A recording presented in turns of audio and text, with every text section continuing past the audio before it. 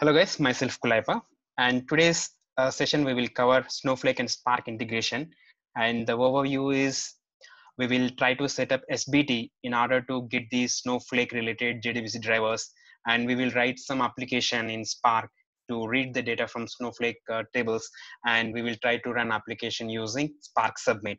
So I will directly jump onto the hands-on. I don't have any slides to show you. So hope you are all aware of that Spark project structure, sorry, SBT project structure. So when you are creating a new project, so you will get project, source, and target by default. And here you need to add build.sbt. So this is initial setup that we need to do. I have already incorporated few library dependencies in order to work with Spark and Spark SQL along with Spark streaming. And if you look at the next two lines at 18 and 19, I'm ingesting Snowflake SDK and also Snowflake JDBC I'm using. And the Scala version I'm going to use is 2.11 and the version of Spark is 2.2. So you have to set up this build.sbt, then only all libraries will be downloaded to your project structure. And to start this, yeah, let's navigate to the project structure where it is.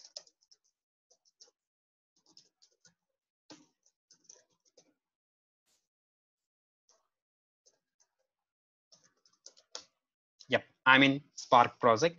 To start and work with the SBT project, you have to type SBT and enter. So this will read existing project structure and you will be able to compile your code and run your programs. And before to that, let me show you the program that is available. Yes, we know if you're already familiar with the SBT, so the code will be available here, src, main, and then Scala. So inside this, you will maintain .scala files. So now we have composed a file, snowflake.scala. So let me open this and then show you the source code. So this is what my source code, and I have a object name, singleton object name as Snowflake, and I have a entry for my program, main method. And I have a few libraries imported here in order to work with Spark context. And I have set up a command also to create a new application. So the next thing is, so if you look at the options, so I'm providing URL, account, user, password, and other details as well. And in the next line, I'm using SQL context dot read option. So here I'm going to provide Snowflake source name. This is the connectivity that Snowflake suggests us to include when you are trying to connect to a Snowflake account.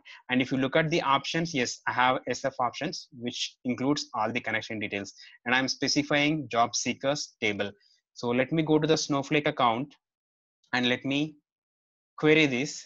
I have one record. Yes, I have just one record.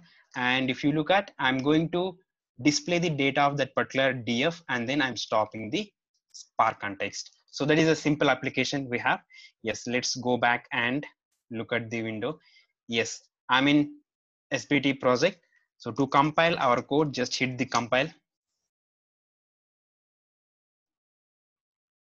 So this will compile all Scala files that are available in our directory inside this. So there is some error, don't mind, but still our compile got success. Now to run this, just use run button. If you look at, it will ask you, because we have multiple Scala files, which one to run. So I can give 5 here, but I don't want to run here. This is just to generate jar file. So I have jar file already available. And let me go to the command that I have composed for my requirement. So this is the one. So Spark submit to, and I'm working on Windows environment, guys. So I'm having Spark submit to, and I'm giving, yes, if you look at the packages, I'm supplying this JDBC drivers. And if you look at the class name, I'm providing Snowflake, then followed by the jar file that is generated. Now, if you look at the folder structure here inside target and 2.11, so this is my jar file. So very simple. So let me go to the bin folder. So I have Spark 2.1 in my Windows only, and I'm inside bin folder. And to run my application, I will use this. So remember, in my Spark application, snowflake.scala, I am just reading a simple table and then displaying the data. So let's run this. It's running. So it is getting necessary dependencies.